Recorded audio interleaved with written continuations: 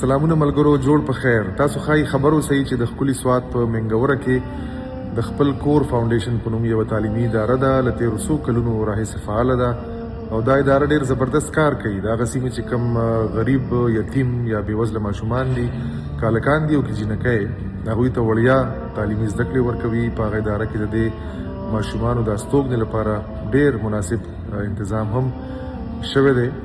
خو ملګرو، دا هر څه چې دي، دا ټول اپریشن، دا ټولې چارې دا په پیسو کېږي. نو اوس چون روژه را روانه ده، زما دا ویډیوي پیغام چې څوک هم اوري یا ګوري، لکه ټولو ملګرو زما دا هیله ده چې دوی د خیرات، زکات کمې پیسې لري او د ورکولو اراده یې لري، نیت یې وي، نو چې دی خپل کور فاونډیشن ته ورکړي.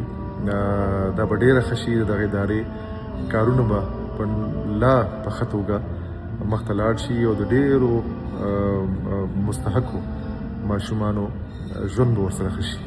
نو ډېره مننه.